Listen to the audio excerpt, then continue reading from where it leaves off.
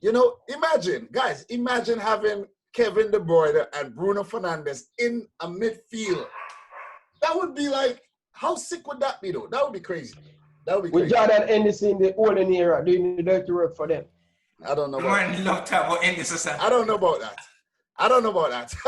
Put the respect on my captain name, Bridget. I don't know about that. But yeah, no, you could be onto something. You could definitely be onto something. What's up, guys? Welcome back to the channel. It's your boy, Dominic Rich, Ryan LFC, and Ajamu Palmer here, back to do a recap of match week 34 of the English Premier League.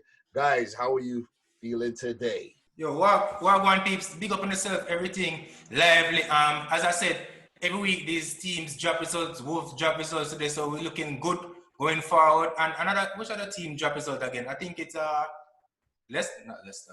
Yeah, they keep dropping results. So we're going to Europe and we're full speed ahead, we're buying all these players and I'm so pumped. This guy's hyped today, man. You mean drop points? The others keep on dropping points. Yeah, they're dropping points. You said drop results. I'm like, what is this guy talking about, Ryan? What is he talking about? Ryan, how you feeling today, man? I'm in full red, bro. I'm in full red, man. Fire blazing. Mohamed Salah back on the score sheet with that double. I am feeling so cool and nice in Toronto. Look, I don't get this guy, right? I don't get this guy because he dressed up in full black and he say it's a burial and it was a burial for him. You know what I'm saying? I made a video, the whole video I made when we beat Liverpool 4-0, it was a eulogy. You know what I'm saying? So now... So he was in mourning. Yeah, he wasn't basically mourning before it even happened. You know what I'm saying? So guys, how are we going to do this? We're going to talk about all the Premier League matches that has been played since we last convened, which is, 7 matches for this week, including the Tottenham Everton game. And then the matches tomorrow, we want to touch on them really quick before we actually recap the matches that has already been played. As you guys should know, or if you don't know, I'm a Man City fan. Ryan is a Liverpool fan, obviously, and Ajamu is a Chelsea fan. So what we're basically doing here, we come together, we talk about the results for our respective teams, and then we touch on the other results so we keep, up to date with what's going on in the league that we love so much, the English Premier League. Guys, isn't the English Premier League the best league on planet Earth? Best ever league. Yeah, best ever league. No doubt about that. No question about that. Yeah, I know the other leagues are trying to, they're trying to catch up, but they're all just imposters, man. Simple. Too much money in the Premier League. Too much money in the Premier League. England is the home of football. It's where football is made, so there's a significance in that. And the language as well, language barrier, and it's marketing and everything. It's just a giant. You seem like you're getting a phone call there, bro. Phone blowing up, man. Okay, so guys, we have some games coming up tomorrow. We have Everton, who lost to Tottenham on Monday. We're going to get into that game. It was a 1-0 loss to Tottenham. They play Southampton, coming off of a 1-0 win, an impressive 1-0 win against Manchester City. Guys, how do you think this one's going to go? Everton right now, they're currently 11th on 44 points. And Southampton, interestingly, are just behind them, 12th on 43 points. Early on in the season, Everton picked up a 2-1 win. How you guys think this one's going to go? Southampton not going to beat Everton. But what's your reason behind that though? Because since Carlo Ancelotti take over the club, they have been improving vastly, and the quality of the players themselves, to me, in my opinion, is better than Southampton players. Calvert-Lewin, Moise Kean, and the Everton squad overall is a better squad. You effed up already. You effed up already. Southampton just coming off of a win against Man City, and you said the quality of the squad. That has nothing to do with the consistency. Because why would Everton be ahead of them in the league then? No, but I'm just saying that's a 1 point ahead of them. 1 point. That doesn't matter. But if you look at where Everton coming from and the results prior to Carlo Ancelotti, if they had drawn this or won this Tottenham match, they would have gone far ahead. But this was just an anomaly. Everton, I'm saying, overall, and the run of form is a better side than Southampton. What was an anomaly? The Tottenham, it's not a shock, but based on how they were going on, how the form was, they were expected to win. You have a Tottenham, point. You have a point because they were 2-1 against Leicester, 1-0 against Norwich, a draw against Liverpool. They lost 4-0 to Chelsea just before the lockdown, but they were on good form. Tottenham defeated them. But I'm saying, I think this is a 50-50 match. Any team could win this. Ryan, how do you feel about this? Southampton away from home. Southampton looking really good. No, Everton play a poorly game against Tottenham Spurs, and I expect Everton supposed to bounce back. They have to come out and play football. That going to play in Southampton right now. Redman, Dannings, they are on farm of them life right now, just coming off a big victory over Manchester City. So they have a lot of confidence coming to this game. One of the top goal scorer playing for Southampton. So I am expecting Southampton to get the victory over Everton because Everton has to come out and play. Carl Ancelotti like to stay behind the ball. He has to come out and break down the Southampton team. And for this season, Everton have a difficult to break down team. So yeah, I am expecting Southampton to get the slight edge over Everton. Well said, Ryan. Well said. I think Everton would have to bounce back because of that loss against Tottenham. Southampton, they're on fine form right now after that 1-0 win against City. To defeat City, and guys, we know this, despite City only being on 69 points this season, you guys saw the game today. I don't know if everyone saw the game, but you guys saw it. You guys know what City are capable of doing. And they failed to break down Southampton. They failed to pass their defense and put the ball in the back of the net. And Southampton, one mistake, they pounced on it and they scored. You have to remember this, to Everton defeat Leicester City at home, right? And last week, Watford get 3-1 from Southampton away from home. It's a very tricky. Both teams is very tricky, but right now, and current form, Southampton going to this game, back-to-back win. They are looking very good.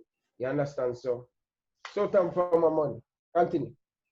Because like the quality of the players when I watch the game personally, I saw when Southampton playing City, right? They defended well. It was a magnificent defensive performance. They got the breakaway goal, but the quality of the Everton players and the all-round play and the tactics, just how I see them playing, it's a class above. I'm not saying that Southampton won't get a result, but I'm saying the expected result should be an Everton win. Yeah, but we know the Premier League dish out a lot of unexpected results, and a lot of games are very, very unpredictable. This one is really hard to predict. To be No, honest. I'm just reacting to what Ryan is saying, because Ryan is saying But let me say this: a 3-0 win against Norwich since the restart. They lost to Arsenal, then they defeated Watford 3-1. They spanked City 1-0. I'm gonna go for a draw here. Everton, pretty tough to play at Goodison Park. I think it's going to be a 1-1 or 2-2 draw. That's my prediction. I'm going to say a draw for this one. What's your prediction, Ryan? You're going for a win, right? For Southampton? Yeah, I'm going for Southampton 2-1 win. And Palmer, you're going for an Everton win? Yeah. All right, so that's it for that game. Both teams still in the hunt for... they could still get Europe, because right about now, 5th and 6th, 6th. Wolves are playing around at 52 points. So if Southampton win this, they go up to 46. If Everton win this, go up to 47 with still 4 matches remaining. So Europe is still in the hunt. It's kind of, far-fetched, but it could happen. So let us go on to the next game. We have 2 more big matches tomorrow.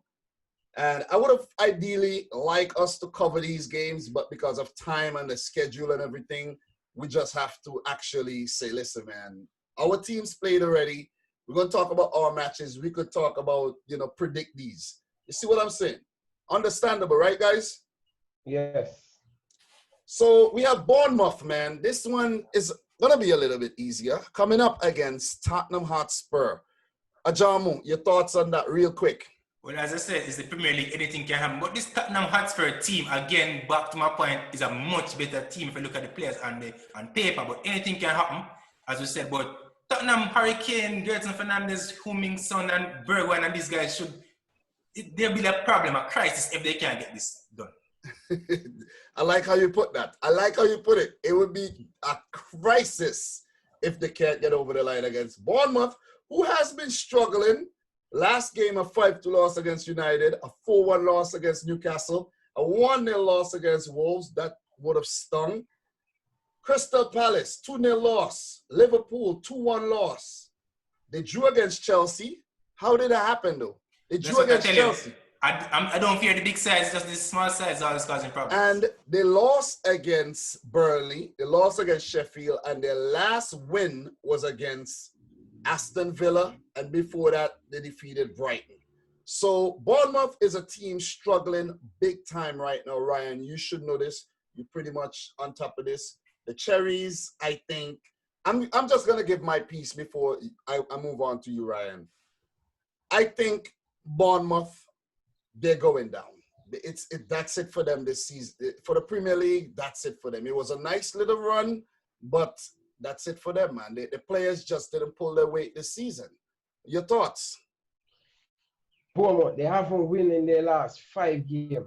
Very, very poor. This is a type of running Bournemouth has been doing. That is a championship kind of performance. Haven't won in their last 5 games. It's difficult. It's difficult for Bournemouth to stay up in the English Premier League. They're known to scoring a lot of goals. They're not scoring a lot of goals, and they concede a lot of goals. And Tottenham Spurs, not their best game against Everton this week, but I think Jose Mourinho going to bounce back, and I think this Tottenham team have quality. Wait. Bounce back. You mean play a better game because they did win the game? Yeah, and the results, that's what matters. They bounce back. I want to see a better game. Sorry about that. Yeah. Guys, Mourinho want a bit. Wait. And when Ryan's a championship performance, it's not champions in terms of trophy, you mean League 2, because the Cherries have been... Well, no, let me correct you. You can't, not League 2, you mean the second tier. Because second division, second division. It's very confusing. I said championship. No, you said the right thing, You said the right thing.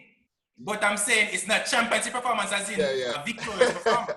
Ryan, you said the right thing, but for some people, some people might not be aware the second division is called the English Championship.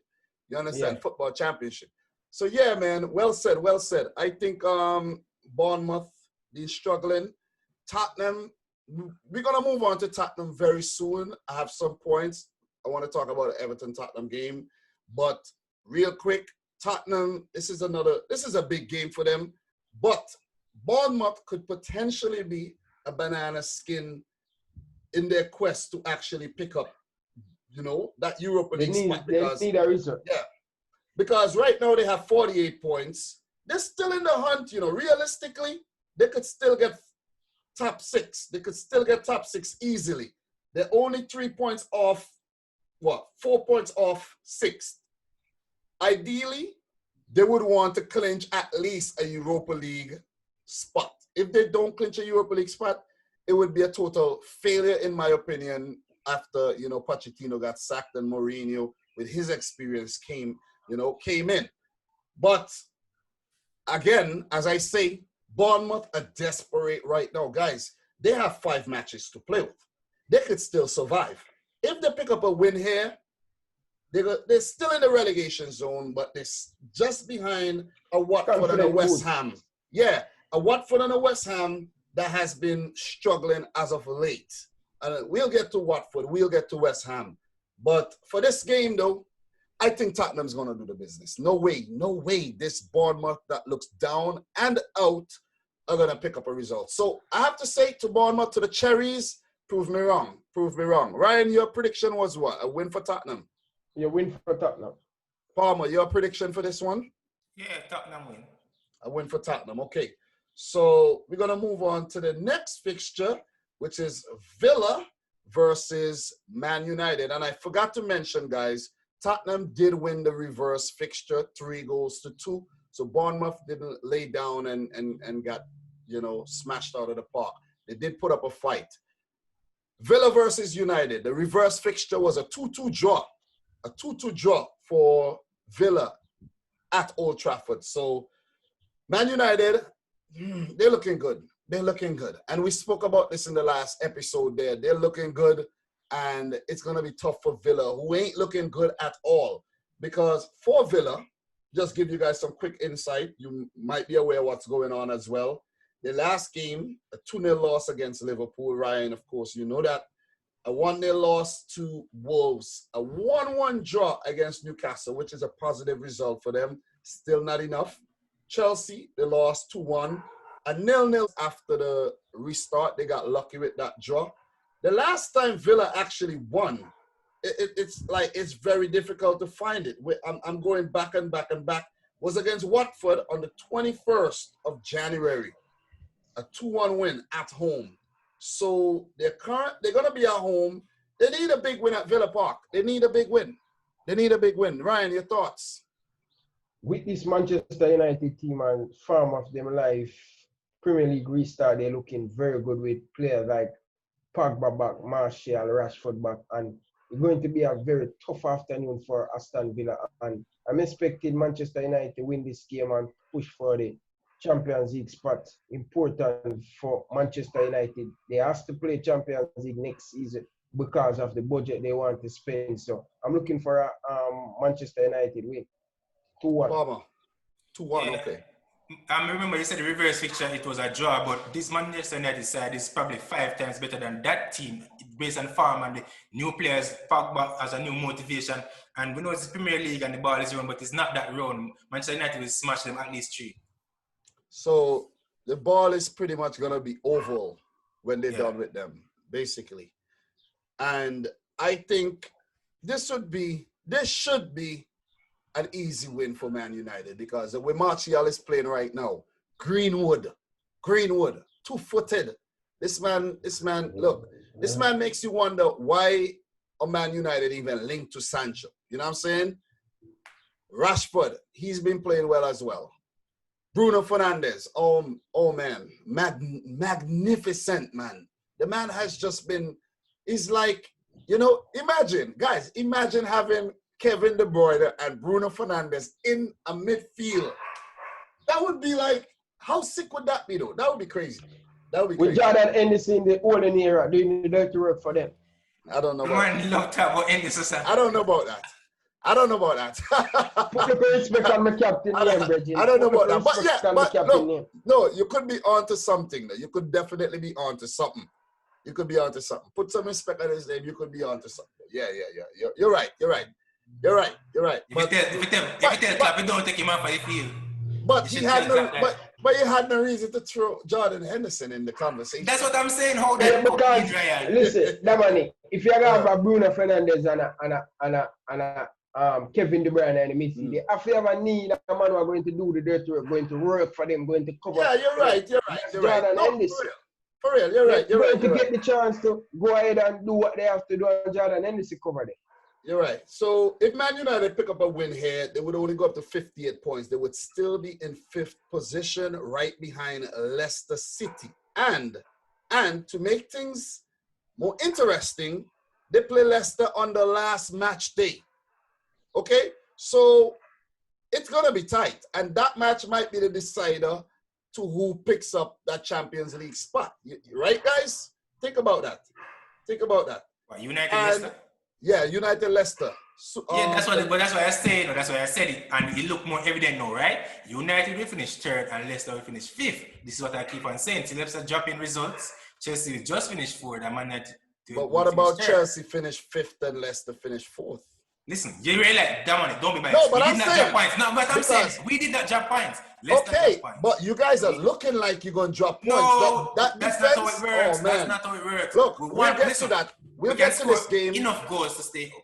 We'll get to that game, you know. We'll get to that game. But defenses, I think, win you championship.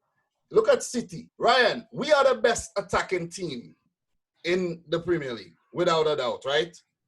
All the stats. I checked it today. We are topping all the stats, right? Hitting woodwork, the most goals, most shots taken. And it's like, how are we not higher? How are we that? How don't we have more points than we currently have? You see what I mean? It's because our defense is garbage.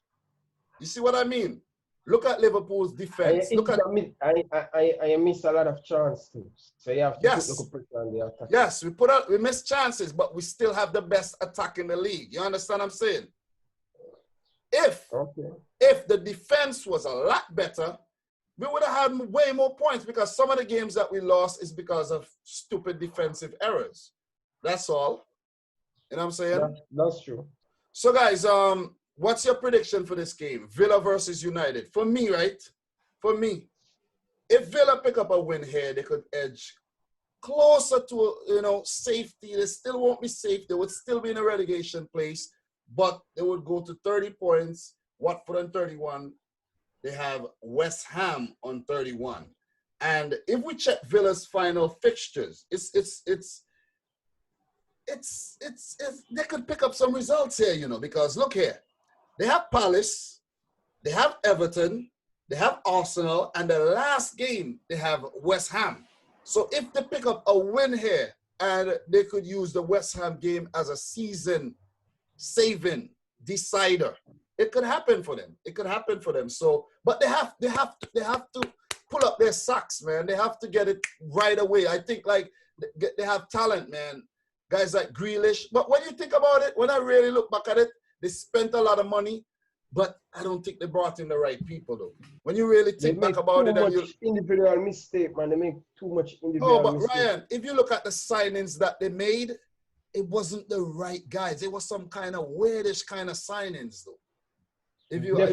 I understand what you're saying, but I see them play very good in some game, and there's some individual mistakes. Exactly. And they're not scoring a lot of goals. If Jack Grealish don't turn up and score, they don't score. But you know why? Problem. Remember, they brought in a big striker called Wesley from Club Brugge, and he picked up an injury. His season is done. He couldn't even recover during the lockdown. That's how bad he got injured. So maybe if Wesley was, if he was fit, it could have been a different season, because even if they had a bad run of form early on in the year, they could have still caught up. All you need is 4 wins. The striker they buy is again came from. No, this is a different one. Remember, after Wesley got injured, they brought in Samatta. Oh, yeah. You're right. Look, you're right. Wesley has been injured for so long, you can't even remember the man. That's the thing. That's Brazilian. Yeah, it's the Brazilian. He has 1 foot longer than the other. He wasn't really scoring a lot of goals, but he was still a presence, Yeah, a presence. So, Ryan, what's your prediction for this one? I pick United to win 2-1. Palmer, your prediction for this one? I said at least 3. A 3-goal margin. At least a 3-goal margin. You think they're gonna get smashed out of their own park? Pretty much. So guys, we're gonna go back to match week 33, where we had one game that we didn't actually talk about. Tottenham 1, Everton 0. Guys, let me start this off by saying this was one of the most boring games. I fell asleep. I actually fell asleep. I came home from work. I did that. Yes, I fell asleep. Ryan, you watched this game or you fell asleep? No, I didn't watch that game. Okay. But I watched the highlight. It was very...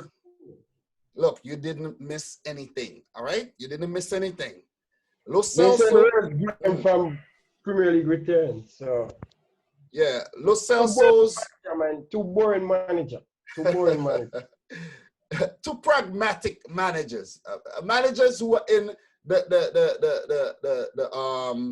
the period of their career where they approach things a bit more pragmatically than in the past.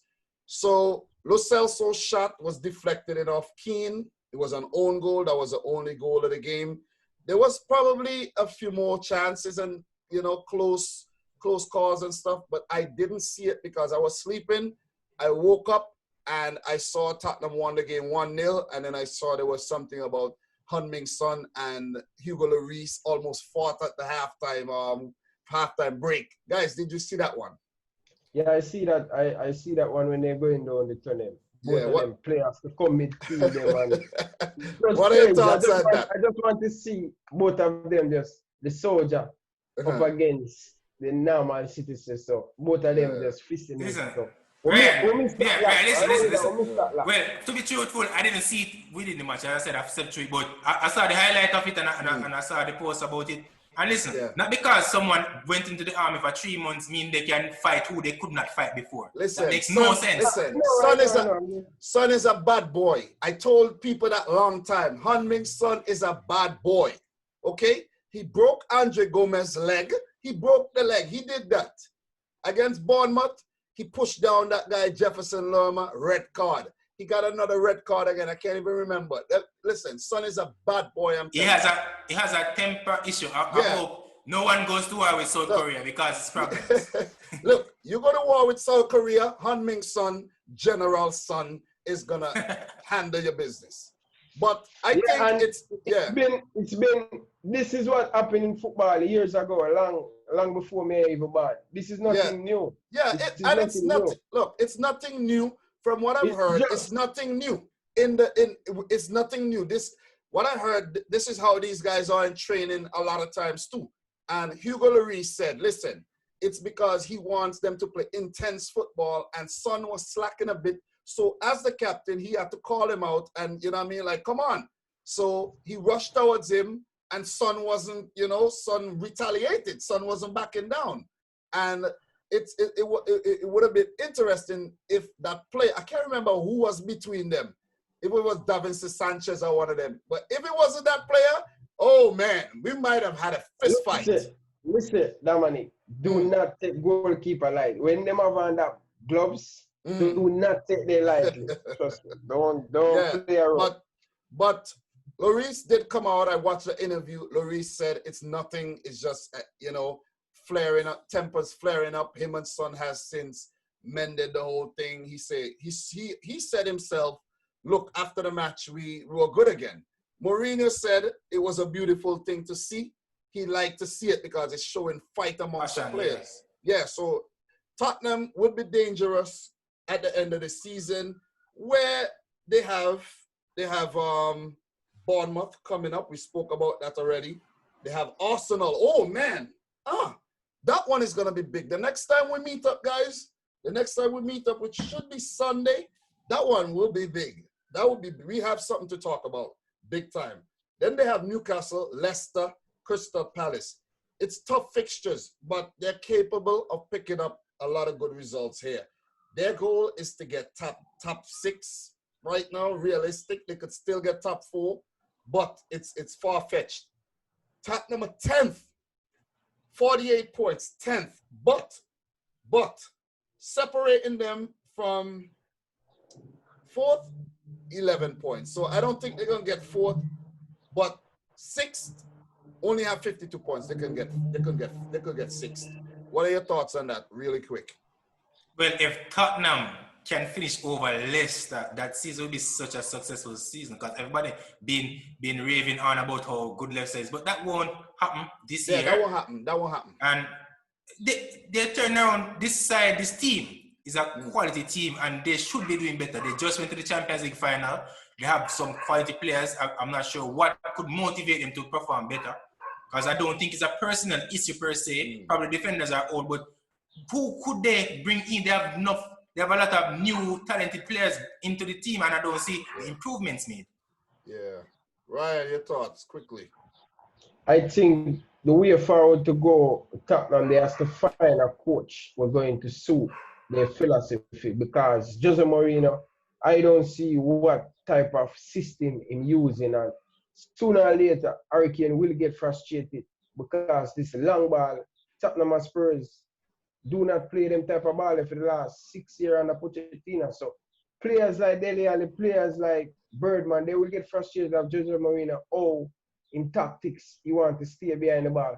Tottenham is an okay team for me, so they're supposed to play some pretty well football. So very poor against Everton. Nothing expect than Tottenham and Spurs. Poor season. So it's all about, I think they're going to finish about 8.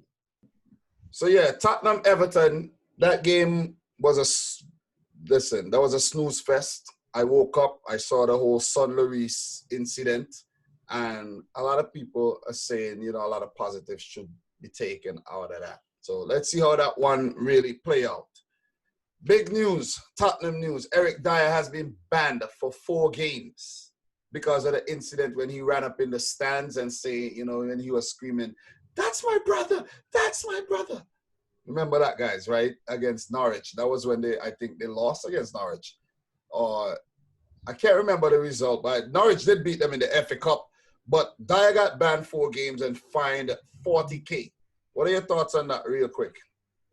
All right, let me try to rationalize this. All right, so a guy probably threatening his brother, whatever the case may be, and he felt the need to defend his brother as a human. Me and you probably will do that, but as a professional on the field, these guys are there to wind you up every week. So this will happen. You should expect that, and they should be conditioned mentally to deal with things like this. Yes, it's your brother, and you want the world to know that it's your brother, and you know that you care for your brother. But as a professional footballer, you should not be leaving the pitch to go up in the stands. That's just my take on it. Yeah. So they find these guys can afford that. The ban is just it's just routine. Yeah. Ryan, your thoughts on that?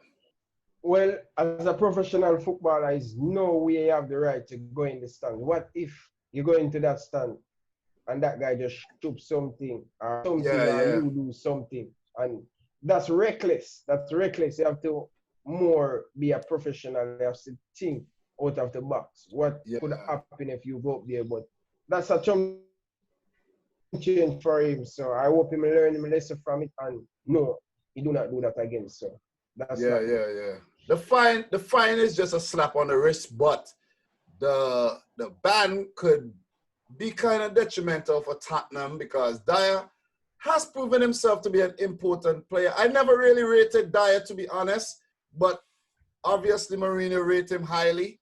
It might just be a blessing in disguise for them if you really think about it. It can. You know what I'm saying? It can be a blessing in disguise for them. So if we check Tottenham's did we actually check Tottenham's last couple of games they're going to play? Yeah, I did. I spoke about the last games they are going to play. For Everton, they have a pretty, some kind of fixtures at the end there, though. And I remember at the beginning of the season when the fixtures came out, I never really paid any mind to the fixtures because, again, guys, I'm a City fan, so I'm ready for anything. You know what I'm saying? So I'm like, who cares about fixtures? But some of these teams were probably saying, like, look, man, look at who we got the last 6 games, But for Everton, they have Southampton, Wolves, Villa, Sheffield, and Bournemouth. Games they could win these games.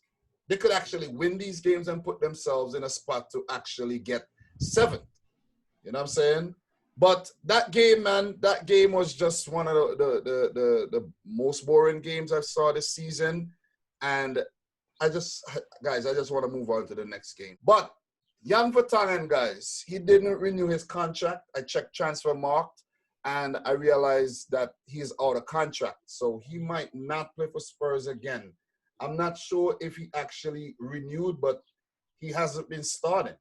It has been Dyer, Alderweireld at the back there. The last game Vertonghen preparing for the season, for next season. Yeah, the last game Vertonghen did come off the bench though, and that was so maybe he did extend his contract. Voluntary service. Maybe he did extend his contract until the end of the season, but who knows if he is going to sign a long-term contract with Tottenham Hotspur. So more to follow on that one, I have to say. More to follow on that one. But Vertonghen, at 33 years old, he is definitely on his way out. So that game, I don't even want to talk about that game anymore. That was one of the worst games I've seen for a very, very, very long time. So let's move on to the next game, guys. Watford against Norwich. And Ryan, remember, I was actually talking to you about this, and was it Palmer I was talking to about this? Because Chelsea played yesterday, and I told you I'm going to sacrifice watching the Chelsea game to watch this game. And Ryan, you did watch this game too, and this was a hell of a game. This was a good game. Yeah, when they told me that, I felt so bad when the message came in my phone and they scored as the game started. I'm saying, oh my gosh. Yeah, but exciting one. But I wouldn't have watched it. I wouldn't have watched it. The reason why, for the viewers, The reason why I watch the game is so that I can share insight on the game. Ajamu could give insight on the Chelsea game. So we don't both watch the Chelsea game and nobody know what happened in the Watford game. So, Ryan, what made you watch the Watford game instead of the Chelsea game, though? Don't like Chelsea. No, I didn't watch a Watford game, and I watched a highlight of Watford game. Oh, because, you watched that? as I said, yeah. So wait, I like both teams. Did you watch the Chelsea game, though? No, I didn't watch the Chelsea game. I didn't watch Okay. You watched the Arsenal game? Definitely. Oh, so that's the game you actually saw. That's the game. So you skipped that game. The Arsenal game was a late match, but we'll get to that. So Watford 2, Norwich 1.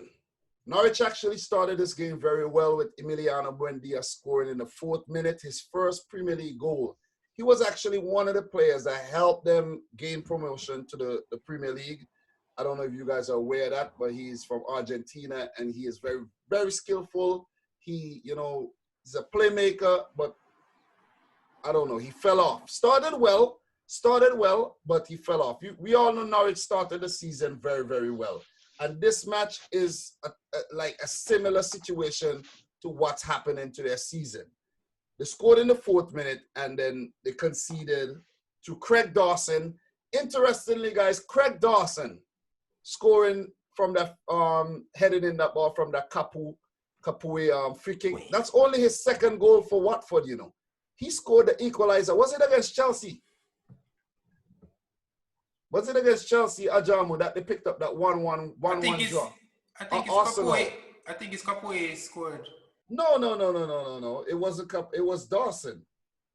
It was against Leicester City, not Chelsea. Okay. It was against Leicester City. It wasn't Chelsea. It was against Leicester that Dawson scored his first ever goal for Watford, and the man is popping up again with a big goal there. That was an equalizer.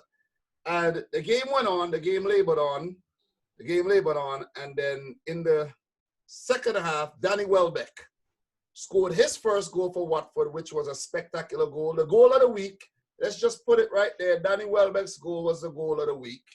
One of the best. There was some other good goals, but that's the goal of the week. Overhead bicycle kick.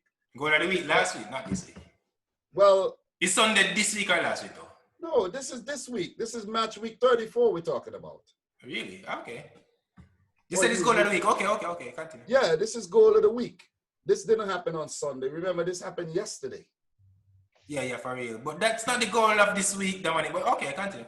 What you mean this is not the goal? What about Zaha? What about Zaha? No. Come on. Zaha's goal was savable. It's just that we're not getting into the Chelsea thing yet. Kepa should have stopped that. That was not the goal of the week. Right, go back to the goal of the week. That overhead bicycle kick. That bicycle had trainer wheels on it. Listen, no.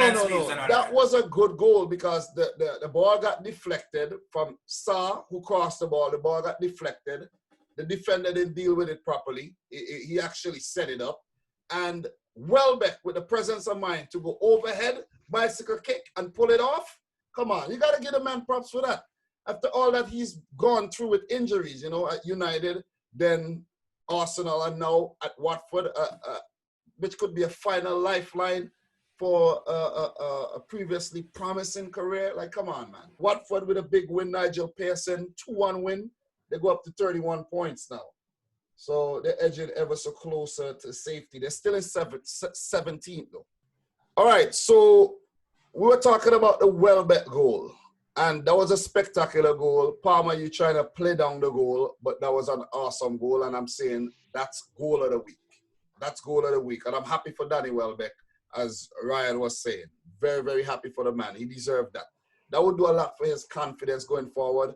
And that could actually help Watford pick up some favorable results going forward. If we check Watford's next fixtures, because this is crucial, this is big.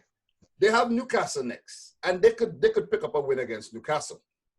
They have West Ham. Oh, man, that's a big game in the grand scheme of things in terms of, the back end of the table there. But they face their worst nightmare, Manchester City. Every time they play City, it's 6-0, 7-0, 8-0, 5-0. I don't know what happened when Watford play City. They just get beat out of the park. And where's the last playing out? Watford? Yeah. The match playing at Vicarage Road. And the last You're not giving match, them 6-0. we've been giving them 6-0 anywhere. Anywhere, Ryan. Most Wembley, of the time when they give them 6 at Manchester City. No, we beat them anywhere City, like that. you said 6 today. Exactly. We beat them anywhere like that, and they play Arsenal last. Do you guys think Watford are going to survive, though? Definitely. Well, as I said before, if they survive, it's just. Yeah. I think they're going to survive. I think they're going to survive. In the reverse fixture for this, they actually defeated Norwich as well. So they did the league double over Norwich, which is pretty damn good. Norwich, a very, very unlucky team this year because I didn't watch the game. Ryan, you didn't watch the game, but I got to find out that the young kid called Adam Ida, he did hit the post against Brighton. He could have picked up the equalizer, hit the post, and they missed out on a point there. And Ida, he got another chance again to put in from close range. And somehow he put the ball wide. That was one of the misses of the season. So it's just been a series of unfortunate events for Norwich, man, and they're going down. They're not able to pick up a single. They're not picking up the points. They're not picking up any points. I don't think they didn't pick up any points in since restart, and they have 23 losses in the Premier League, which is the most for any Premier League sides this season. Watford, they have 17 losses as well. Guys, we're gonna move on from the Watford Norwich thing. These two teams are struggling. Norwich, I think they're gonna go down. Watford, they would just survive. What are your thoughts on the water breaks in the Premier League? Ryan, what are your thoughts on the water break? Well, for me, it kind of most of the time for the lower team like Aston Villa and the Watford, every single time they get a water break, they always lose concentration and they concede a goal. So for the lesser team with not good quality player in them team, they always making mistakes. So for me, the big team, they really suffer from the water break. So it's okay for me. I don't have a problem with it. But you don't have a problem with it. Why? Because you support a big team? That's why you're saying that? No. For everybody level, for everybody in the Premier League, it's good for them. But yeah, the lower team more lose concentration when they come out. Look at it against Aston Villa. Yeah. Aston Villa was playing very good against Liverpool, and every single time they go for water break, they make mistake when they come out. Yeah. And that was one of the big things, because up until the second water break, it was 0-0, and then right after the water break, you guys scored. So my thing is, the water break is required because they're playing in summer where the temperatures are hotter.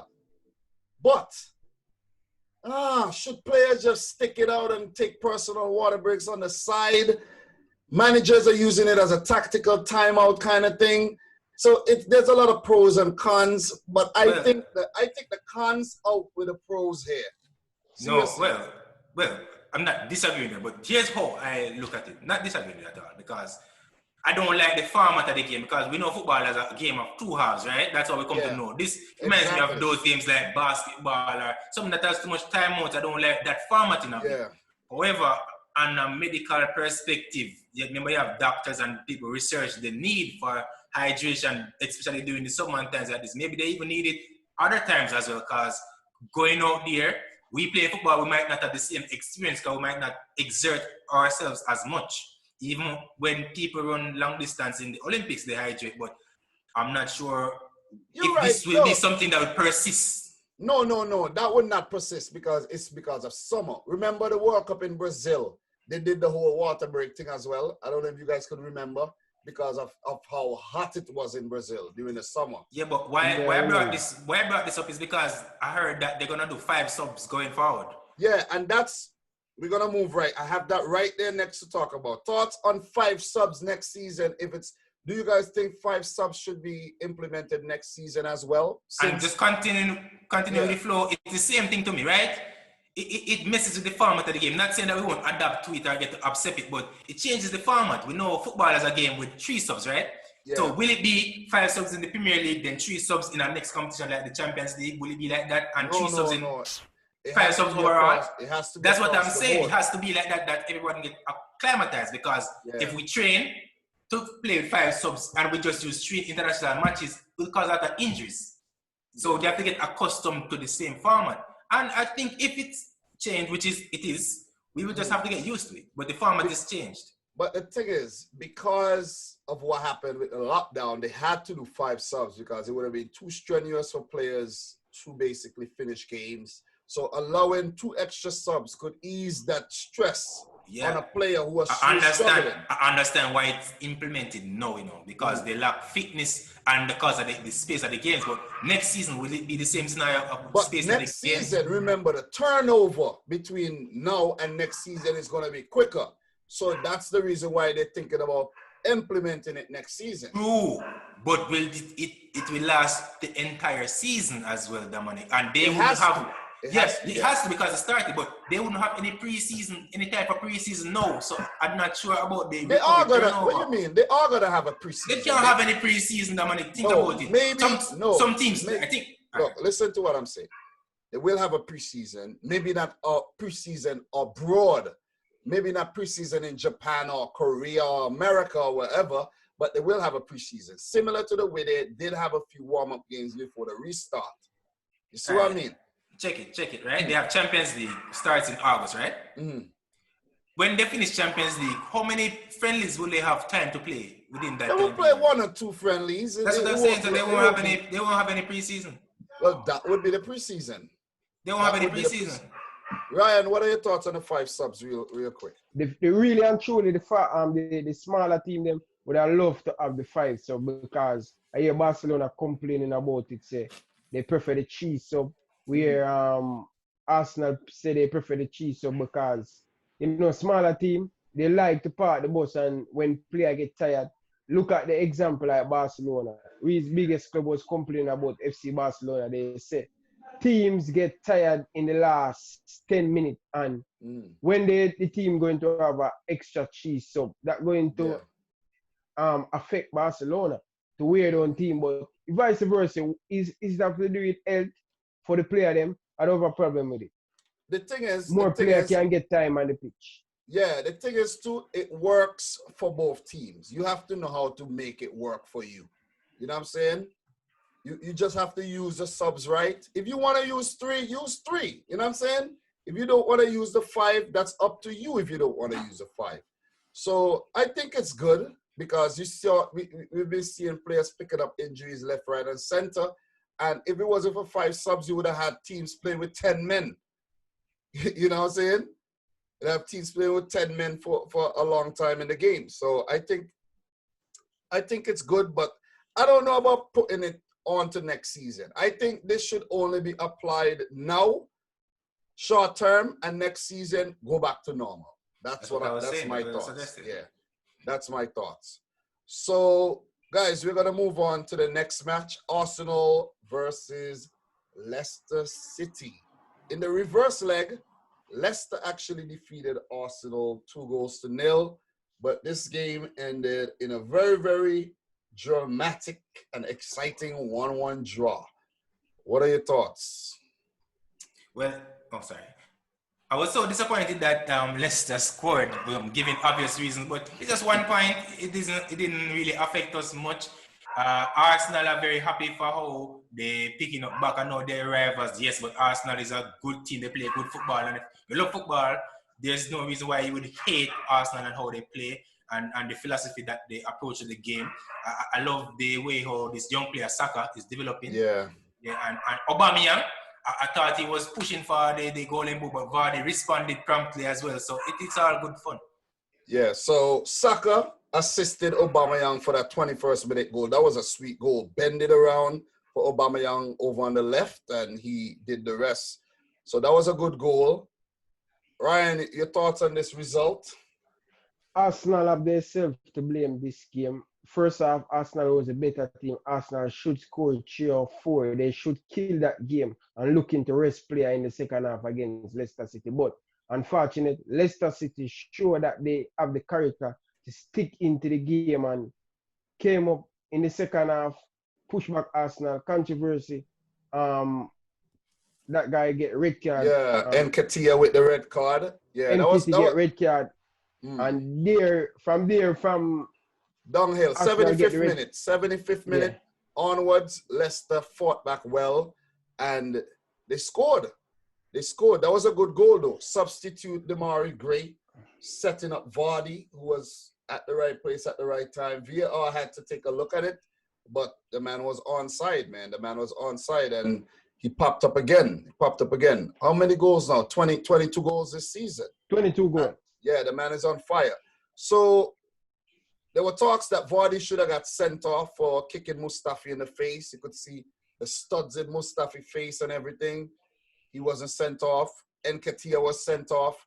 Didn't even touch the ball before for a foul, nasty foul on James Justin, which is, I think, is accidental. And Arsenal have now lodged an official appeal to that red card. So we're going to be hearing more about that. The referee actually had to go look at the screen, which we don't see a lot of in the Premier League. And he decided it was a red card. To me, it was a red card. The player didn't mean it, but I think it was a red card. Well, it doesn't have to be exactly. international. It don't have to be accidental to be a because it's reckless play.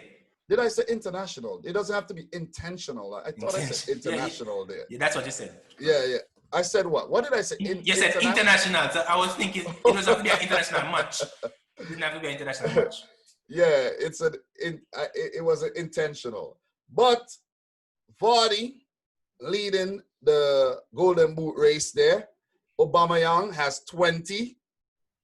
Danny Ings has 18. But before I wrote that down, Salah had 17 and Mo Salah now has 19. So Mo Salah has won the last 2 Golden Boot though. Wonder when he first came to Liverpool, then he tied with Aubameyang. Was he tied with Aubameyang and Sadio Mane? Was it? Yeah, last season. It was a three-way. Yeah. And now Salah is 3 goals behind Vardy. He could catch him. And Salah should have got the hat-trick.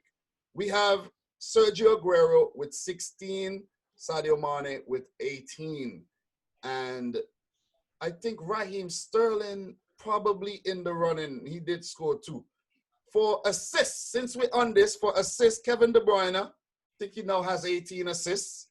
Trent Alexander-Arnold has 12. He could break his own record. And I don't know if he had did he have an assist in the game that just finished? I don't think so. Andy Robertson. They said he missed the chance to break it. Yeah, Andy Robertson now has 9, which is ridiculous. And the only reason I wrote this down is because, Ryan is here and we're going to talk about Liverpool pretty soon. So, Arsenal, though, they are in very good form after losing to Brighton and City after the restart. Unbeaten in 5 games, but they dropped points from a winning position once again, which is not good. Leicester, they haven't been good since restart. 4 points from a possible 15. That's not good at all. That is very, very poor.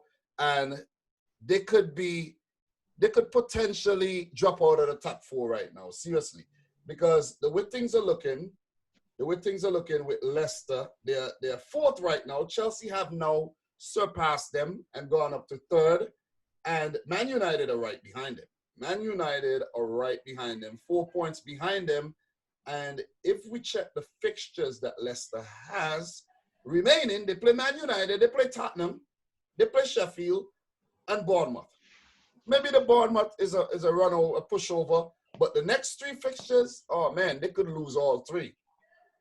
And Palmer, as you said, Leicester could actually finish 5th here.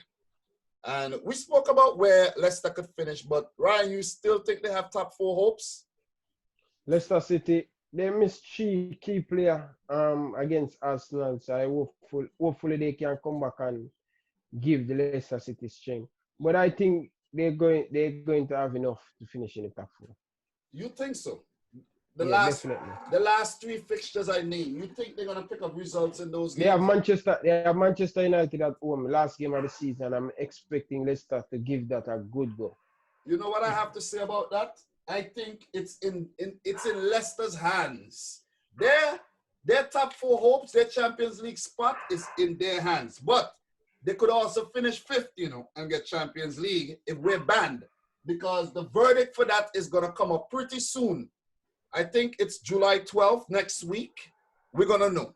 Next Monday. 13. Monday. 13. We're going to know. Yeah, whenever it is, we're going to know. And teams maybe could relax and play for top 5 instead of top 4. You know what I mean? But Arsenal, they currently 8. You know what I'm saying? And realistically, Arsenal, top 6. Top 6 again. Europa League football again for Arsenal. That's what they have to push for. That's what they have to push for. Ryan, do you agree? Palmer, do you agree with that? Well, if they're lucky enough, yes, they will get to Europa League football.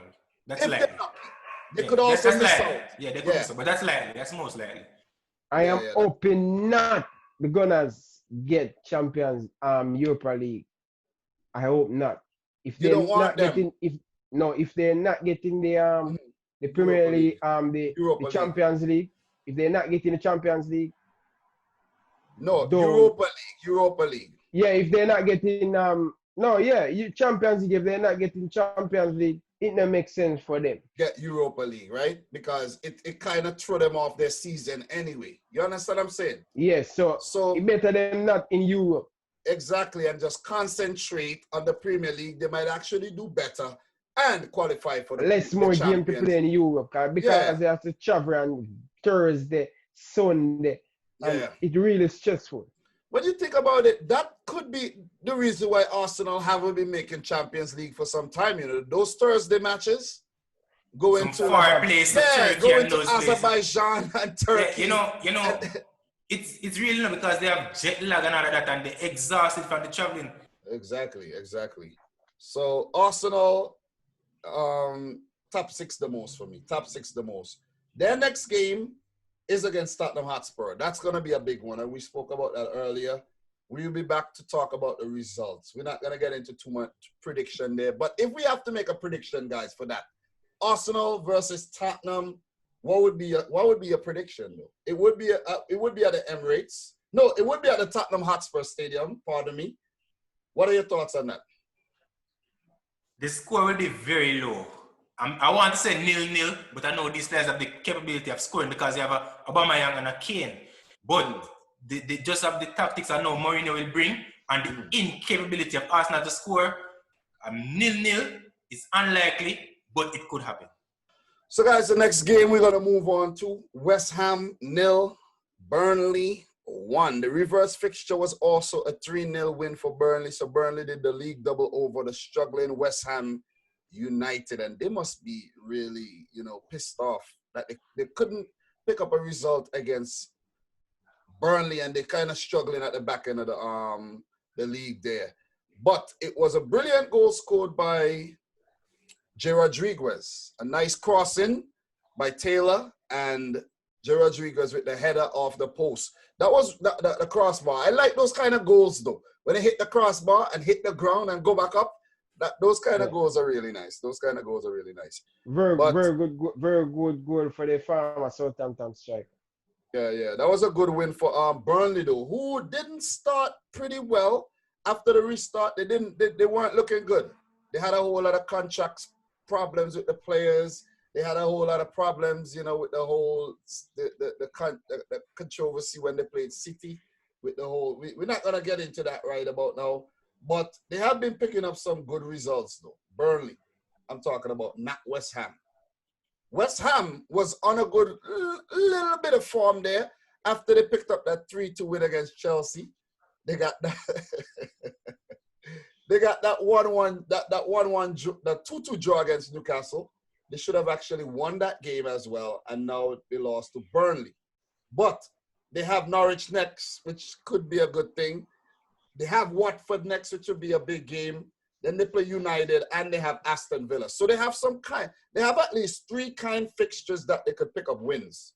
And you never know what could happen against Man United, but the way they're playing right now, I think they would actually lose that game. But, guys, do you think West Ham are going to survive? I don't think West Ham going to survive, West Ham playing right now in the English Premier League is very poor, pitchy-patchy. They get so many chances against Burnley, and they did not take it. You watch this game? Now I watch some highlight of it. Oh, okay. Yeah, but you have to understand that Burnley is a very good team. You can't look, because if you look what do you mean by a good team? They're a very good team, meaning that They don't play the best football, but they get the results that they desire. The reason why they're good is because they're 9th on 49 points. They have 1 point less than Arsenal. Burnley, with a win in their next game, and if results go their way, could hit top 6. So they are a good team. I never said they are a great up against team. Liverpool next. They could upset Liverpool. They can. Look here. Nick Pope has the most clean sheets in the Premier League right now. Tied with Alisson Becker. Tied with Alisson Becker. Well, actually, he now lead him. He now lead him. Both of them tied by 18 and then him get this. Yeah. Not 18, 13. He now has 14. And coming into the game, I didn't actually read out that part yet. Coming into the game, he had 13. Now he has 14. So Nick Pope could actually pick up the Golden Glove this season. Alisson has 13. Edison now has 13 as well, going back to the debate. But I think Edison did play more games than Alisson, though. And Kasper Schmeichel, he has 12. This is now 18 losses for West Ham before that game. So make it 19. 19 losses this season for West Ham. This is poor. Unacceptable. 4 points in their 2 previous games combined. And it would have been nice if they could have picked up a next point. But David Moyes, man, I don't know. This guy just looked really sad, man. I'm telling you. He just looks really sad. I didn't watch this game, but I did go back and check the goal, and it was a spectacular one. So, Palmer, your thoughts on these 2 teams before we move on? We're not going to stay too long on these teams. West Ham struggling at the bottom. Pretty stadium that they don't deserve. And I saw Moyes' reaction. It wasn't good. It was very disappointed with them. I didn't really watch the details of the match. I saw a match, actually. I watched it, but I can't recall the match. It wasn't that important. It was a warm-up for the other matches that I wanted to watch. What about Burnley, though? You think about their form right about now? Because I heard all of, as I said, I heard all of what they were saying about Pope, and I watched in the match. I saw the says and all of that. I heard the commentary, but as I said, I was not really in the zone. When I'm watching matches like these, I do other things as well. So my attention wasn't there. Because Burnley, 1-0 win against West Ham, 1-1 draw against Sheffield, 1-0 win against Crystal Palace, 1-0 win against Watford. They lost to City after the restart, but they bounced back nicely. So that's pretty good. And I think if Burnley continue the way they've been playing, they could actually get top 6. They could get top 6. I'm not going to say top 5 or top 4, but they could actually clinch a Europa League spot where they won't play any qualifiers. They have Liverpool next. That match is winnable. It's winnable. It's going to be tough for them, but you never know. Playing Burnley, guys, to be honest, you never know. But it would be at Anfield. So Liverpool should win that game. They play Wolves. Wolves have been dropping off in form. They play Norwich and they play Brighton. Guys, Burnley could pick up 9 out of 12 points here. Do you guys agree or disagree? Why not? Yeah. They could. Yeah, you know, West Ham, I think West Ham is going to survive, though. Because, Ryan, remember, there's Aston Villa struggling. There's Norwich struggling and Bournemouth struggling. So I think West Ham will be fine. They have Watford struggling. And we should remember that only 3 teams can get relegated. Yeah, so Watford and West Ham, they're in the 30s. So I think they'll be fine. Also, guys, before we move on to the next fixture, the Premier League did their rounds of COVID-19 tests and they had 0 positive tests, which is a good thing. So the league is going to continue. The league is going to finish off. We're going to move on to the next fixture here, guys. Sheffield United. Wolves, 1-0 win for Sheffield United. Late goal at the end by John Egan.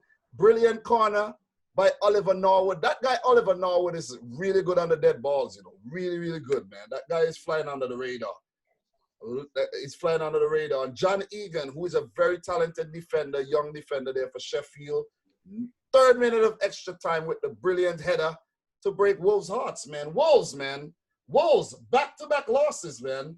Back-to-back losses. Guys, your thoughts on this match? This is what catching up on Wolf. Back-to-back game after game, 2 game, 3 game a week. Wolf cannot manage it. What do you mean? You're going back from the Europa League times, sir? No. This week, man, like 2 games they play against Arsenal in this week. But everybody played that type of fixture. That's what I was gonna say. No, Yeah, but Ryan. no, it's right. No, I listen, am that man, saying, it's No, right. you're right. What I'm But anybody saying, have to do it.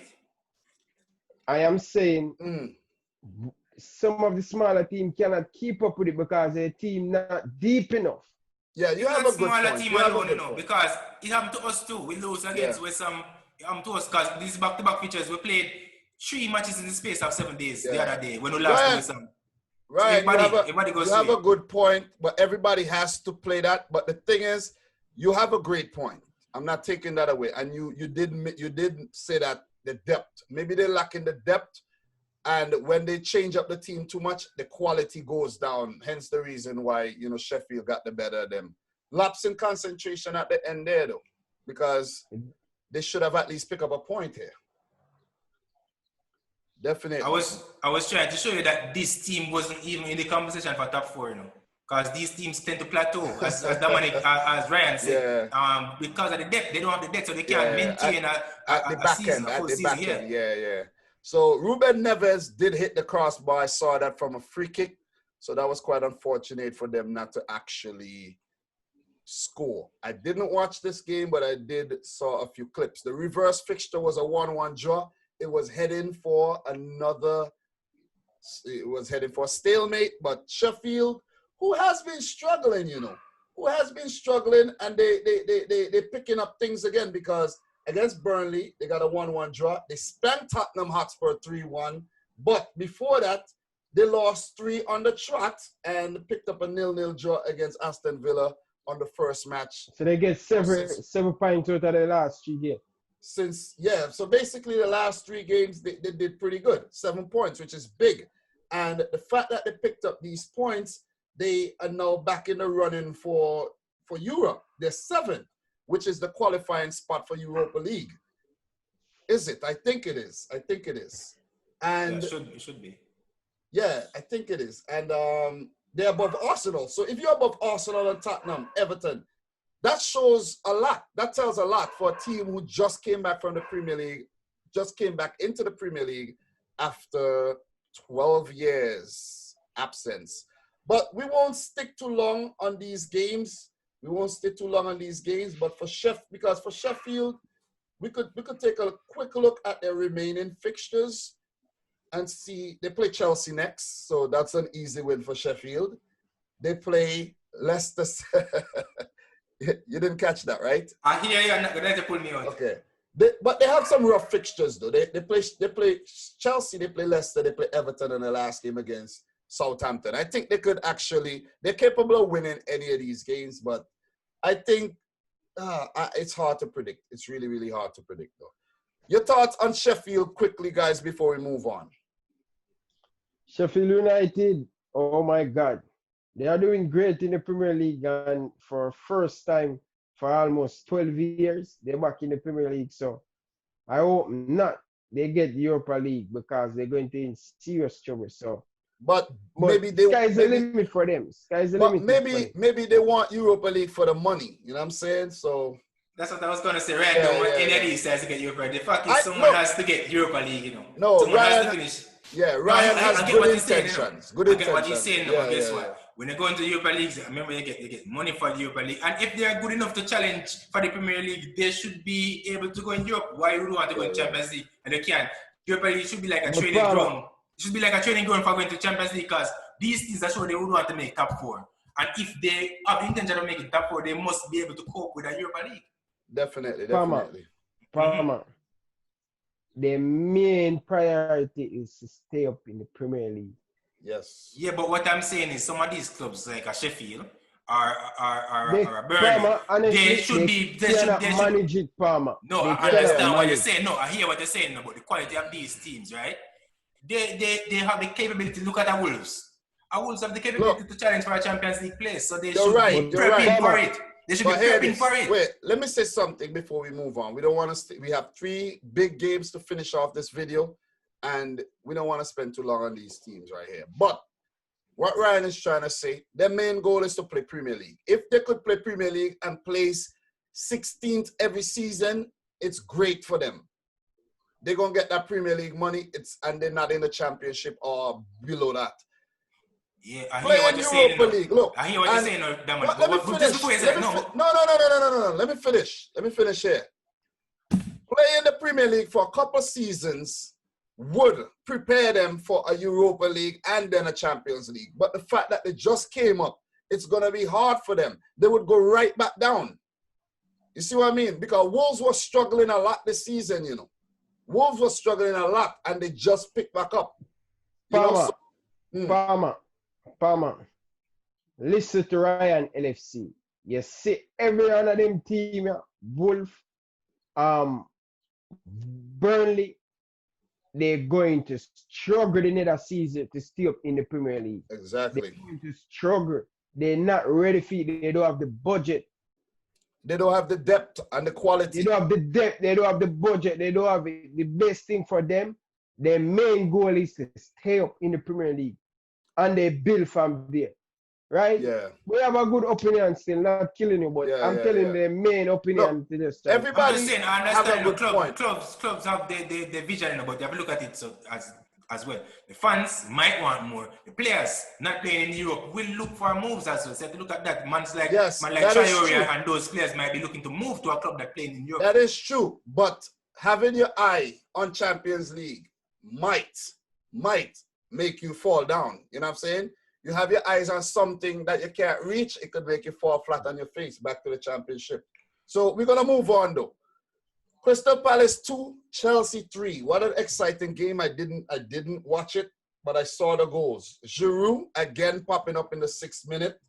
Then we had Pulisic scoring again, involving in the goal again. Brought down for a few penalties. He's been good.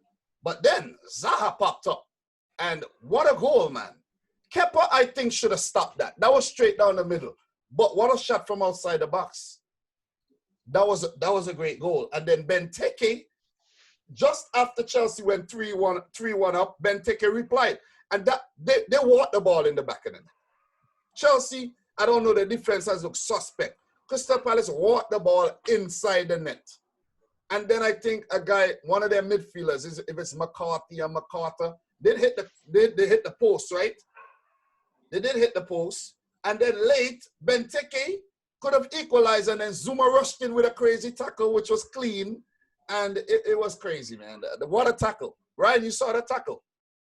No, I didn't see the tackle. I didn't see the highlight or anything. You need to go and check back the highlight for this game. Palmer, what are your thoughts on this game briefly? So when they started the first minute, there was almost an error, and they made a back pass almost cost Chelsea in the 6th minute. James made a pass. That's Reece James. And it took out Cahill because he's running and he tore his Achilles, but the players continued. It was poor sportsmanship, but the whistle didn't go off. So, that's that. I did have that written down. Cahill got subbed off early. Yeah. And Sacco, Ryan, your former player, he came on. And that was kind of unfortunate for Cahill coming up against his old team too. He would have wanted to, stay on and fight. And you could continue now. Yeah, so as I said, there was no whistle, but I was just wondering what could happen to mitigate against something like that. Could they check to see if he was in the state to play? Because that doesn't just happen like that. Getting an injury like that, because that does normally. But his age should be in consideration as well. But then again, it's good thing they had 5 subs. So when you bring on Sacco early, he can settle. Yeah. It doesn't really use up one of 3 substitutes. So that's why they have the 5 sub rule implemented. You see where that's how it comes in. Yeah. And then there was a good corner ahead, I think, by Zuma in the early. That's the difference. It would why we didn't win West Ham versus winning Palace now, because it's that physical presence. They match up good with Sacco around there, and even the opposing box as well. Yes, he's the strongest player on the field. Yeah. He's strong presence. He has pace. He has aerial awareness. For me, he's the player of the game for us. And he handled. Before we move on, before you continue, the reverse fixture was also a win for Chelsea, a 2-0 win. So you guys did the double over Crystal Palace. The Crystal Palace has struggled in their last 3 games, though. They were playing good, and I don't know, man. I don't know. Ever since they hit Liverpool, they have just gone down. A 1-0 loss to Burnley, and now. Wait. A 1-0 loss to Burnley, a 3-0 loss to Leicester, and now the 3-2 loss. So they have lost 4 on the trot after winning 4 on the trot. It's weird. Football, man. Football, very, very weird. Very, very weird. Premier League, unpredictable. Very, very unpredictable. Just to continue your points. Yeah, so 11 minutes, then there was an amazing play by Mount. He just turned and laid off the ball. I think Gilmore, though, he could have been more accurate to this passes. He's tried too many spectacular passes when there were simpler options. But he did okay. Pulisic, that clean, amazing technique of a goal, right? And then Giroud he had a claim on Giroud goals as well because they said he touched it. I wasn't sure about that, but that was Giroud goal because that was on target and everything, right? Yeah. And equally, it was a good save for the one that Willian missed as well because Willian almost got on the sheet. So Chelsea was being positive. This match was exciting because it was positive all around. Crystal Palace didn't back off. Chelsea just kept going. They came at us, and Zaha is one of the best players in the league. Undoubtedly, he should not belong to a Crystal Palace team. In my opinion, he should come to a team like Chelsea. He's too good but for a team like Palace. He was linked to a move outside Palace, but it never materialized though. Yeah, but he can't stick around this club. His agent got to deal with that. We can't argue about that. We all know this. We know Zaha is better than that. We know he's better than a Crystal Palace. But what if players like Zaha is what's inspiring Palace to keep staying up every season? Yeah, you know I understand, but as a professional, you must have things that you want to achieve as well. You want to win the league, more titles and all of that. His agent. Talk to his agent. Yeah. His agent needs to get him the move that, we've been hearing about for some time. You know what I mean? And Chelsea. But do you think that you guys should have conceded a goal like that? That's what I'm going to say now. Chelsea, they're playing as if Conte is on the field and they didn't change any tactic. They had no one closing down like the way Conte would have. There's a lot of space. There was a big gap in the middle there. Yeah. Right. It was link up because there was 3 passes and then Zaha got the ball. Even Benteke could have went forward, but he chose to give Zaha that ball. The midfield here was totally open and he struck it from away out. It was hard for Kepa to save it in that it swerved and curved and there was no one closing down. Listen, a goalkeeper cannot be It's like Kepa ducked that ball. Hold on, no. A goalkeeper cannot be a good goalkeeper without a solid defense. There's no goalkeeper that can be a world-class goalkeeper without a solid defense. Wait here. Great point. But Ryan, you watch this game or you watch any highlights of this game? I watched the highlight of the Chelsea game. You saw the goal Kepa conceded. It was a great shot by Zaha, but it's savable. Palmer. I'm not saying it's not savable. Let Ryan say something. Okay. Yeah. Palmer, as a goalkeeper, a former goalkeeper coach, Palmer, Kepa should save that. And listen, when he's a very good goalkeeper, you stand down, no matter who you have in front of you. This show me that Chelsea going forward, spectacular, very good team, good attacking player, but they need strength in that midfield, in the back, and they need a very good goalkeeper. Kepa is not the man to lead you forward to give you a Premier League title. With Zuma, you need more quality at the back. You need a commanding centre back like a Koulibaly. We're going to partner with likes of my fellow German, Rudiger. Now you're talking to me. With Kepa in goal, this guy has proven that he's not trustable. Why do you think so many Chelsea fans on him back? He's not good enough. Look, they have to just loan him to Valencia. This man is confident. I hear what you're saying, and I look it from your point as a goalkeeping expert. But listen to what I'm saying, right? You cannot judge a person accurately as a goalkeeper if the defense is not up to par. How gonna know how good he is? You think your keeper or Edison would be the class he is without a Van Dijk in front of him? You need to fix the defense first to know how competent he is. Because he should have never got a shot from that distance out. Someone should close out that. He shouldn't have to worry about that. He makes some good stops all the time, Ryan. Listen. Look, let me say something. Wait, hold on. Let me say something. I'm just responding to what Ryan's saying. Yeah, let me say something. Chelsea need to invest in their defense, and Chelsea probably think that they don't. They're trying to invest all this money in Hakim Ziyech and Timo Werner and Kai Havertz. They have a lot of midfielders. They have a lot of forwards. We haven't even seen Callum Hudson-Odoi as yet since the restart, I don't think. You guys need to invest in the back because I have here. Chelsea barely held on to that 3 points. Barely. If it wasn't for Zuma, who I think... That's what I'm saying. Yeah, but wait. If it wasn't for Zuma, who I think is not really getting the game time he deserves, Zuma should be starting every game so he could build up his confidence. Frank Lampard is switching too much. If Tomori was fit, you would have seen him at the back too. And if Chelsea is going to win a title, the defense has to be improved. And they need, to be honest, guys, Kepa is the most expensive goalkeeper ever. And he's not showing that he worked that tag at all. He's not. This is the point that I was making, right? All right, check it.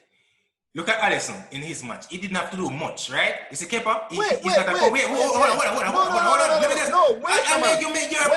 Hold on. No, but you just said something that I have to interject. Alisson was busy as hell against Brighton. Busy. Big saves. Ryan, am I right? You're correct. And the point. Am I right? Finish. Look, am I right? Ryan, Alisson had to make a lot of big saves. Even though Gomez and Van Dijk was there, Brighton played well, they got in behind.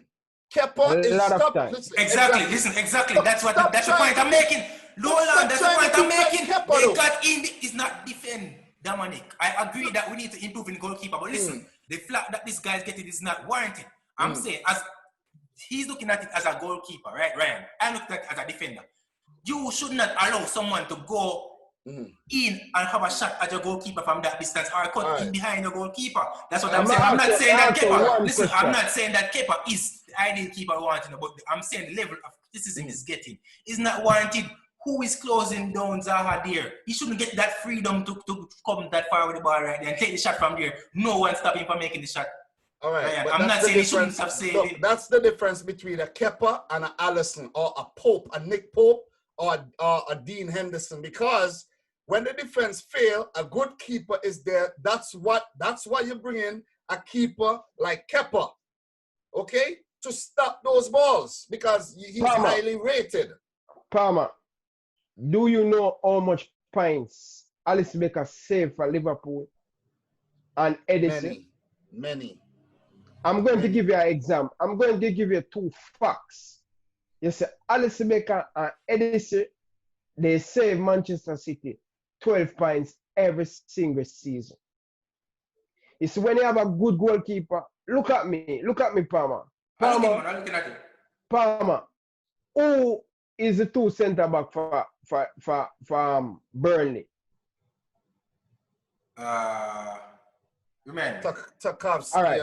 Tarkowski and Ben-Mee. What I'm trying to say, I'm making an example. Zuma and Rudiger, they have much better defender than Burnley. You know what the difference with Burnley? They have a solid goalkeeper who are going to save them at least. And Ryan, hear the next thing. Do you know that Ben-Mee is one of the players who have been playing every single game for a long time.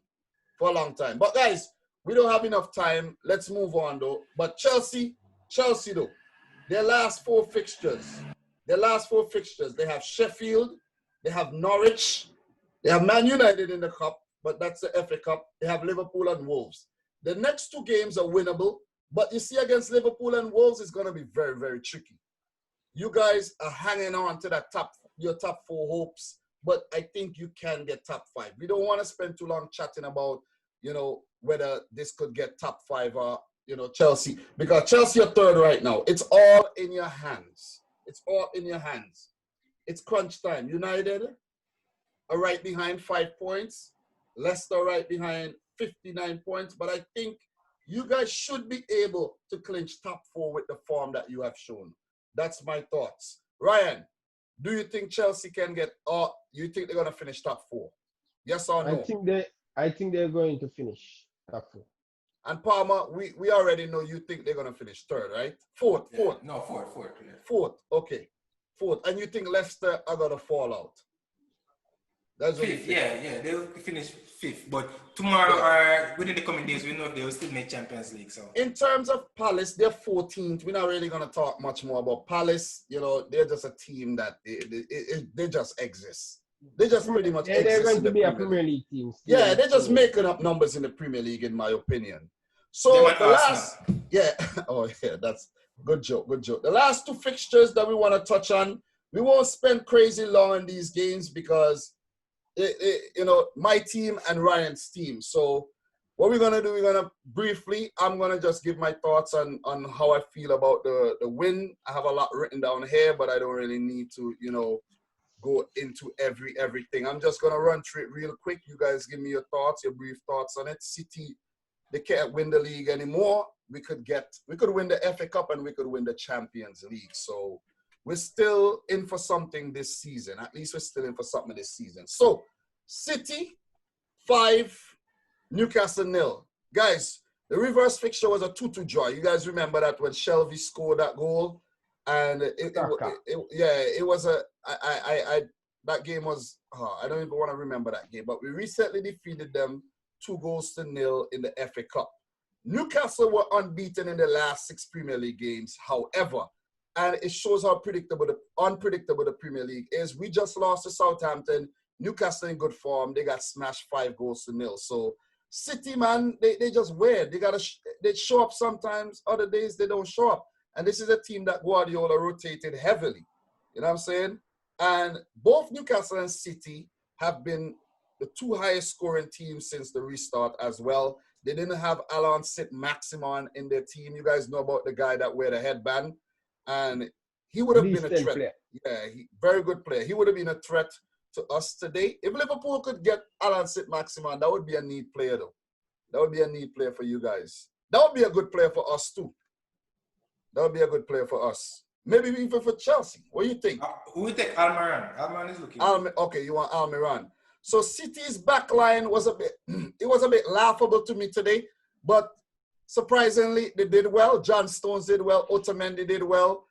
Zinchenko and Cancelo, who came off at halftime for Kyle Walker, they all did well, man. They all did well. They surprised me. But with the goals here, the goals, 5 of them included an own goal. Gabriel Jesus finally popping up with one. Happy for him, open up his body, and he put it in the back of the net. Mahrez as well with the goal. Federico Fernandez with the own goal. David Silva with that beautiful free kick, man. Did you guys see that?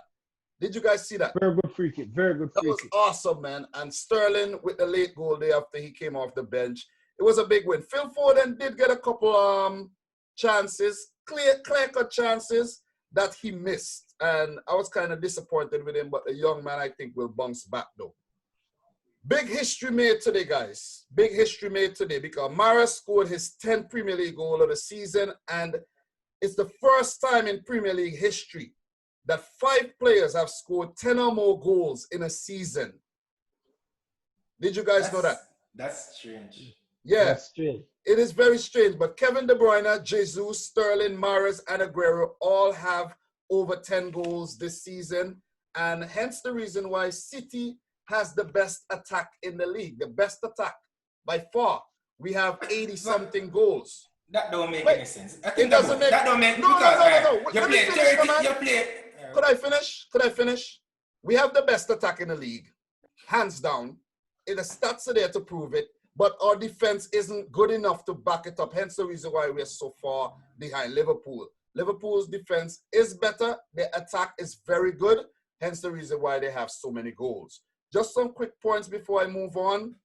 Foden, I said he missed a lot of goals there, and he should have scored. Dubravka pulled off a lot of big saves, and I must mention him. He has made 84 consecutive appearances for Newcastle. They only got him for $3 million, so that was a big steal there. So overall, guys, I'm happy with the performance. We had young Tommy Doyle coming off the bench, making his Premier League debut, and I must say it was a spectacular performance, and I'm disappointed that we have dropped 33 points this season. 33. That's more than the last 2 seasons combined. Wow. And yeah, it's crazy. It's crazy. Losses. We now have 69 points, 9 losses this season, and it's a season. It's a Premier League season to remember, but we can still salvage the season by winning the Champions League that we might get banned for, and actually winning the FA Cup. Our next match is against Brighton. I'm expecting a win there. Then we play Bournemouth, expecting a win. We play Arsenal in the League Cup. That one's going to be tricky, but I expect a win. We have Watford and Norwich. You see those fixtures, guys? Sweet fixtures at the back end there. For Newcastle, for Newcastle, they're safe. So we don't even need to get into Newcastle. They're about to get taken over pretty soon. It's just a matter if Steve Bruce is going to be in charge or not. It's going to look tasty for them going forward. So, Ryan, we're going to finish this off with Liverpool, man. Liverpool with a big win today. Big win. What are your thoughts? 3-1 win against Brighton. I think Brighton, let me just give my quick thoughts. I think Brighton, they played well, but they gave away the ball a lot early on, and they were punished, and that's why they were played out the game. They did come back with 1 goal, did get a few more chances, but overall, Liverpool qualities, it was telling in the end, and they picked up the big W. Quick thoughts. Well, I'm so happy with my team performance today, and I'm really happy to see Jordan Hennessy get on the score sheet. But I want to give some massive credit to Brighton. They play really good today, but Liverpool just miles better than them. I like their philosophy. They want to play out from the back. Although in the first 8 minutes into the game, Liverpool has scored 2 goals by mistake by Brighton. But you have to give them credit. They stick to their game plan. They want to continue to play that ball from going to the back. If they can add a couple more pieces to this Brighton team, they're going to look very dangerous. They have a very solid team. But let's talk about the champion now. My team, Liverpool, in the first half, I like what I see. I love what Jordan Hennessy brings to this Liverpool team. Mohamed Salah. Henderson, to interject, Henderson picked up an injury, so let's see what will happen with that. Axel Chamberlain, navigator. I'm so happy for this guy. This guy has yet to show us he can play 3 games. Now him have 2 on the bounce, 2 assists for navigator. He played really good today. He going forward, he was that creative spark for Liverpool. And also tracking back, winning back the ball. Good to see Navigator fit. Navigator had a great game. I hope Navigator is the player that Liverpool looking for, that creative midfielder. So we do not have to buy anybody come this summer for that creative midfielder. I just want you linked to Thiago though. You think you guys should get Thiago? If Genie don't want to sign Liverpool cheap, they don't want to give Genie the money what Genie earned. Why not sign Thiago? One of the best midfielder in world football right now. One off, not the best. One off. Yeah. So Ryan, you guys actually defeated Brighton Hove and Albion in the first match you played them this season. Van Dijk with a brace, and they did bag one through Lewis Dunk, 2-1 win. So you completed the league double over Brighton, but you were unable to keep a clean sheet, though. That's a bit worrying, though. That's a bit worrying, but still you guys were able to pick up the win. 92 points. Only 8 points more for that historic 100. What are your thoughts? Brief thoughts on that. Well, for the first time to see my team winning the Premier League and see they winning it in style, and they're going to get 100, and my prediction, they're going to get 103 points to break Manchester City record, and that's going to be, why not? For 30 years, they win it in a style like this, over 100 points. Remember, we're the first team to get over 100 points. Over 100 points, I claims it from now. Oh, so you want get over 100. So out of a possible 12, right? You want 11 out of that. Yes. You can't. I don't think you could get 100. I don't think you could get 103 though. You can't get 100. You can get either 104 or 102. You could get 102. You could get 102. But it's insignificant. You play Burnley next. You play Arsenal. You have Chelsea, and you have Newcastle last. You guys are gonna lose 2 of those games. You're going to lose against Chelsea. Listen, let me finish. You guys are not getting 100 points. You know, we're going to lose against Chelsea. Chelsea, look at that. they had a high point tally as well, and they won't want Liverpool to surpass them. You guys are not getting 100 points. I'm just joking, though. You guys might just get 100 points, though. They're not going to beat Chelsea, though. Look. Right now, just wait. The way Liverpool are playing, they can get the 100 points, but you guys are kind of looking a bit suspect at the back, you know. And Brighton was behind there a lot. If they had the quality, if they had a few more players like Trossard, who scored that goal, and this guy is, oh man, this is a really good guy. I think he's going to move on from Brighton very soon. Leandro Trossard, the Belgian, wicked goal. And before you make the point again, before I forgot, that kid that came over from Chelsea, Tariq Lamptey, that right back, the guy is so fast and he's so talented going forward, and he's good in defense as well. So shout out to Tariq Lamptey, the best player for Brighton on the day, in my opinion. So, wait. Palmer, what are your thoughts on the Chelsea youngster shining?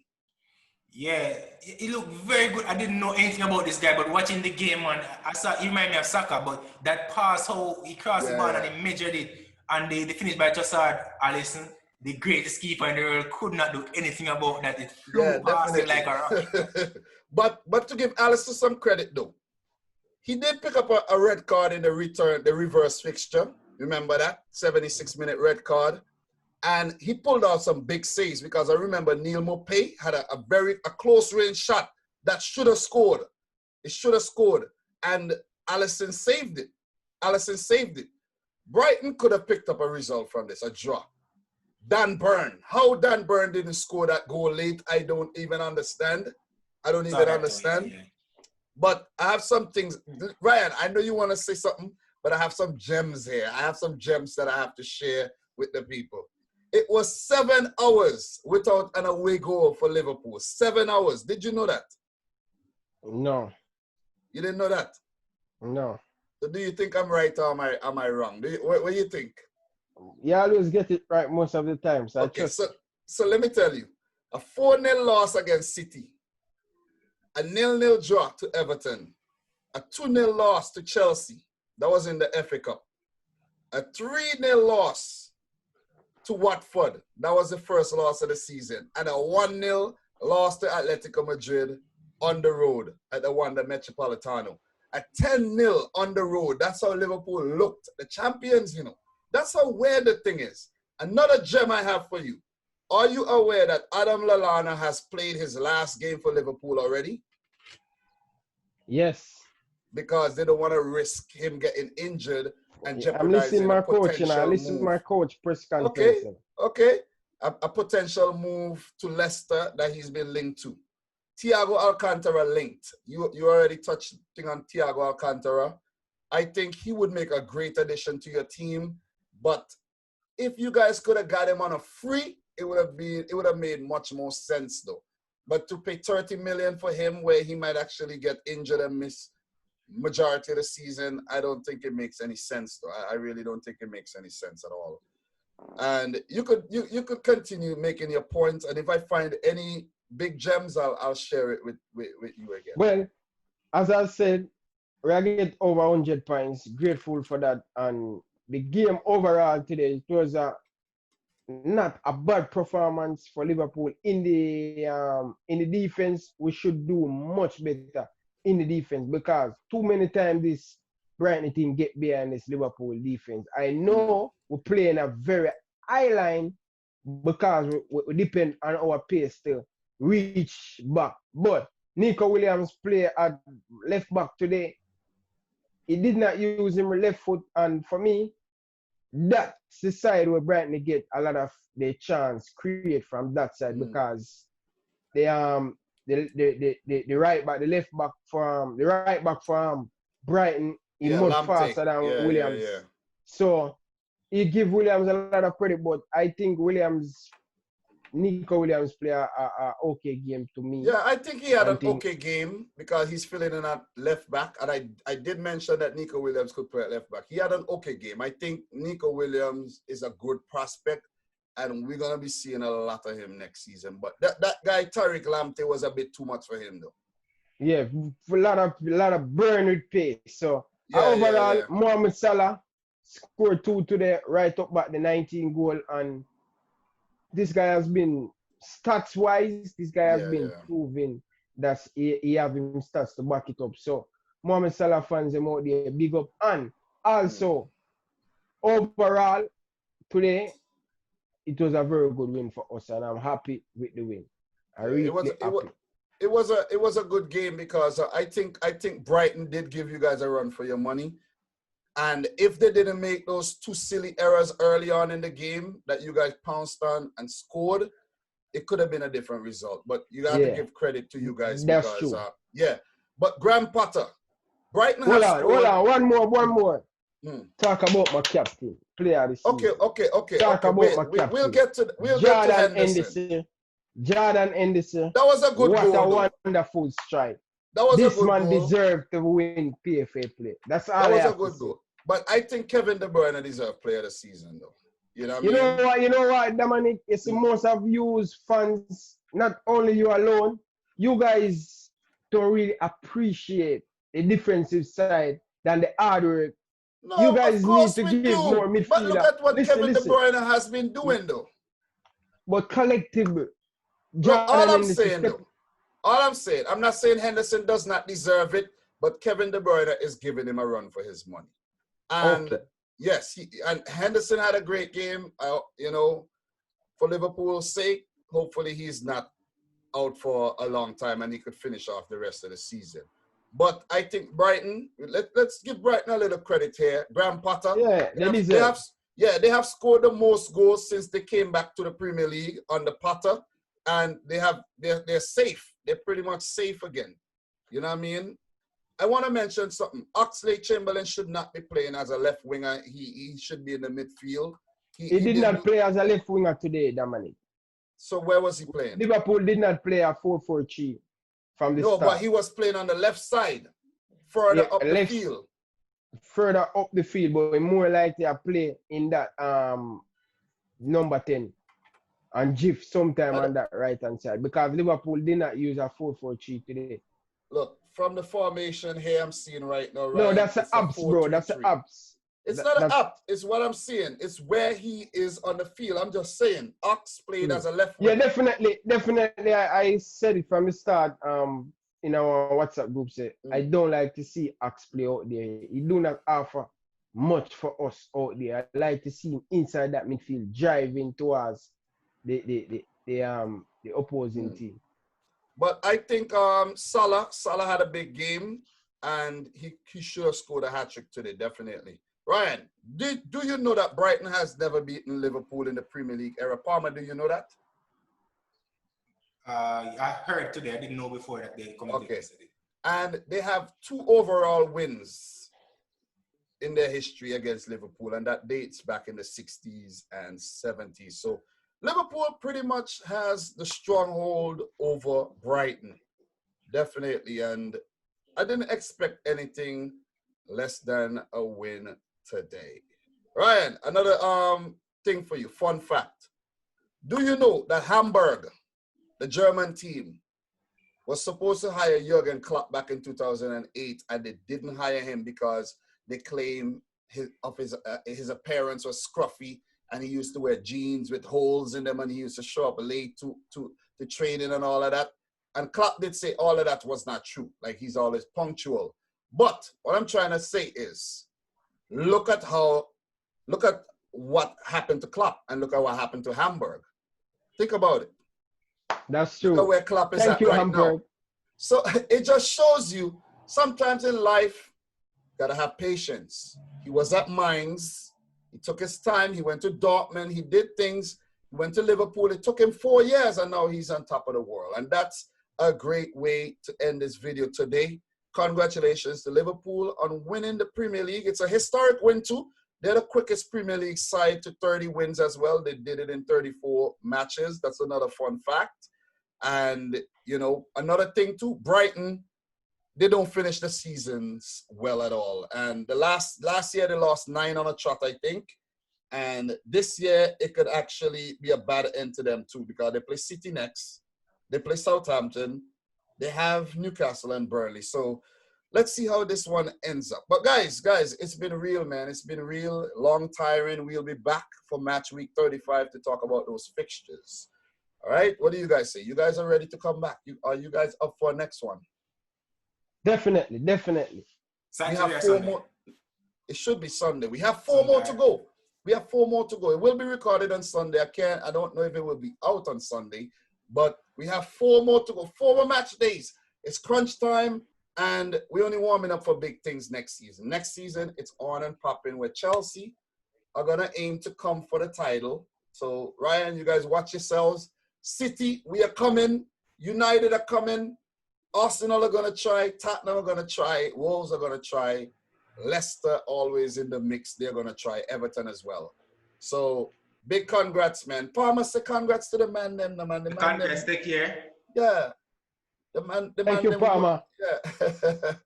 Champion of England.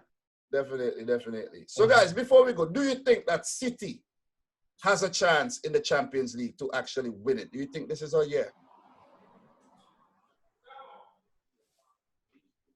Yeah, Ryan, do you think this is our year? No? It could honestly, it could be. And the ridiculous thing, City was having the advantage and this coronavirus just come. They have to play one leg. But I think, Dominic, and I love to see City win it, but I think Real Madrid right now, winning the La Liga right now, I think the La Liga is finished. And with all of them players coming back fit and ready to go again. You think they're going to knock us out? Yeah, because they don't have Sergio Aguero. You just want to see us. You just want to see us fail. We ain't getting knocked out by the Real Madrid. I want you to win the Champions League. I want you to win it, but you just have to start the facts and the truth. Let's end the video on that. You don't have Aguero.